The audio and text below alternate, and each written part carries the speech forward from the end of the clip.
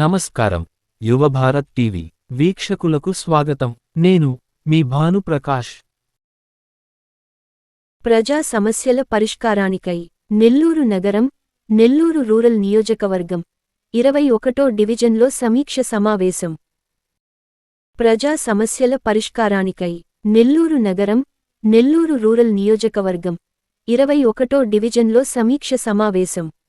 Nellore rural శాసనసభ్యులు కోటంరెడ్డి శ్రీధర్ రెడ్డి మరియు TDP నాయకులు కోటంరెడ్డి గిరిధర్ రెడ్డి ఆదేశాల మేరకు 21వ డివిజన్ ఇన్ఛార్జి షేక్ చాన్ బాషా మరియు క్లస్టర్ ఇన్ఛార్జి కంటే సాయిబాబా ఈరోజు ఎస్కేబి ఫంక్షన్ హాల్ నందు 21వ డివిజన్ 4 సచివాలయాల సిబ్బందితో టీడీపీ, జనసేన, బీజేపీ నాయకులు మరియు కార్యకర్తలతో ప్రజా సమస్యల పరిష్కారానికై సమావేశం ఏర్పాటు చేయడం జరిగింది. పై కార్యక్రమంలో 100 రోజుల కూటమి ప్రభుత్వ పరిపాలన గురించి చర్చించడం జరిగింది. ఎన్నికల సమయంలో ఇచ్చిన వాగ్దానాలు, అందులో ముఖ్యంగా సూపర్ 6 గురించి మాట్లాడుతూ అందులో ఇప్పటి వరకు ఇచ్చిన పథకాల గురించి వివరించి రానున్న రోజుల్లో మిగిలిన పథకాలు ఇచ్చే విషయాలను చర్చించారు. అంతేకాకుండా రాబోవు రోజులలో మన ప్రభుత్వం వార్డు స్థాయిలో ఏ విధమైనటువంటి అభివృద్ధి పనులను చేపట్టలో వాటిని విధంగా పూర్తి చేయాలనే విషయాల గురించి వివరించారు. అలాగే సచివాలయ సిబ్బందికి తగు సూచనలు మరియు సలహాలు ఇచ్చారు. సచివాలయ సిబ్బంది, నాయకులు మరియు కార్యకర్తలు వార్డులోని సమస్యలు సమావేశంలో డివిజన్ ఇన్ఛార్జి మరియు క్లస్టర్ ఇన్ఛార్జ్ దృష్టికి తీసుకురాగా వారు సానుకూలంగా స్పందించి ఆ సమస్యలను త్వరితగతిన పరిష్కరించే విధంగా చర్యలు చేపడతామని మాట ఇచ్చారు.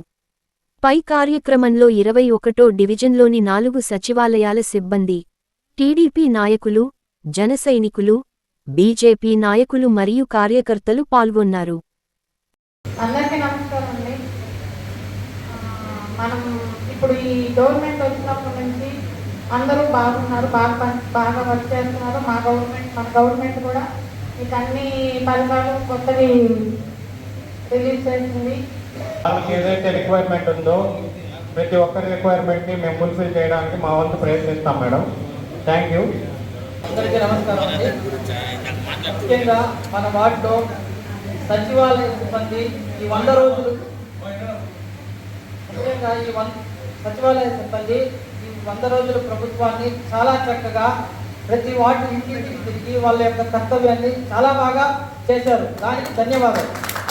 అదేవిధంగా రాబోయే 5 సంవత్సరాలు కూడా పార్టీతో సంబంధం లేకుండా ప్రజలు ఎవరు వచ్చినా కానీ వాళ్ళ పనులు చేయాలని నేను కోరుకుంటున్నాను.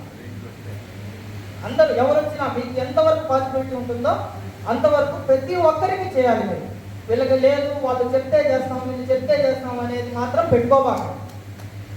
అలా చేస్తేనే ప్రభుత్వానికి మంచి పేరు వస్తుంది. కాబట్టి సచివాలయ సిబ్బంది ఇంతవరకు బాగా చేశారు. ఇక్కడి నుంచి కూడా చాలా బాగా చేస్తారని నేను ఆశిస్తున్నాను.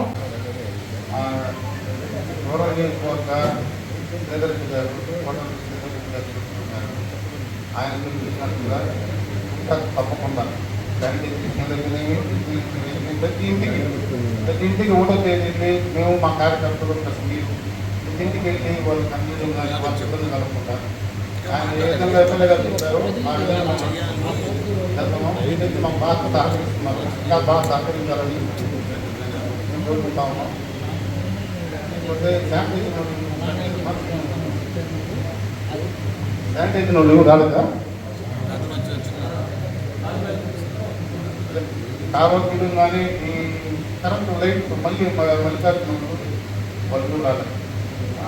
అసలు మెయిన్ అడిగేది ఏంటంటే వాటర్, కావచ్చు ఇంజిన్ కట్టెక్కడం ఉంటే అడగతారు. ఈ రేషన్ కార్డు అయితే ఇంకా లాగిన్ రిలీజ్ కాలేదు. అయిన తర్వాత ఒకసారి ఇన్ఫార్మ్ చేస్తే రేషన్ కార్డు అది కొత్తగా పింఛన్ రాయాలి కదా, పింఛన్ రాయాల్సి ఉంటుంది కదమ్మా. కొత్తగా ఈ 2 నెలలు స్టార్ట్ చేస్తాం. రెండోది ఏంటంటే ఈ దీపావళికి గ్యాస్ సిలిండర్ ఉచితమైన గ్యాస్ సిలిండర్ ఇస్తా ఉన్నారంటే చంద్రబాబు గారు. అవి కూడా దీపావళిలో స్టార్ట్ చేస్తాం. అది కూడా ఒకసారి మీరు బేసిక్గా స్టేట్ ఇష్యూ అది మరి మాట్లాడుతుంది దాంట్లో సచివాలయ వాళ్ళందరూ మాకు దానికి సహకరిస్తున్నారు, మాకైతే ఇబ్బంది లేదు. వాళ్ళకి మేమైతే ఇబ్బంది పెట్టట్లే, మమ్మల్ని వాళ్ళు ఇబ్బంది పెట్టట్లేదు. ఎవరో ఒకటి అలా ఉంటారు, వాళ్ళు కూడా మమ్మల్ని సంస్కృతిపోతామని. మళ్ళీ కానీ మా కార్యకర్తలు కానీ ఎవరు వచ్చినా నేను చెప్పినా అయా మా పొలాలు చెప్పారంటే వాళ్ళు ఏదైనా అడిగినా కానీ వీళ్ళు అందరూ కష్టపడి పని చేస్తున్నారమ్మా, మేము ఒక్కరే కాదు, వాళ్ళందరూ కష్టపడితేనే అందరూ ఎమ్మెల్యే అయినా కానీ ముఖ్యమంత్రి అయినా కానీ ఇక్కడి నుంచి కార్యకర్తలు కష్టపడి పని చేస్తేనే అందరూ ముఖ్యమంత్రులైనా మంత్రులైనా ఎమ్మెల్యేలైనా మేమైనప్పటికీ కూడా అందరూ కష్టపడి చేస్తేనే అయినాము. వీక్షకులకు ధన్యవాదాలు. మీ భాను ప్రకాష్, యువ భారత్ టీవీ, ఆంధ్రప్రదేశ్.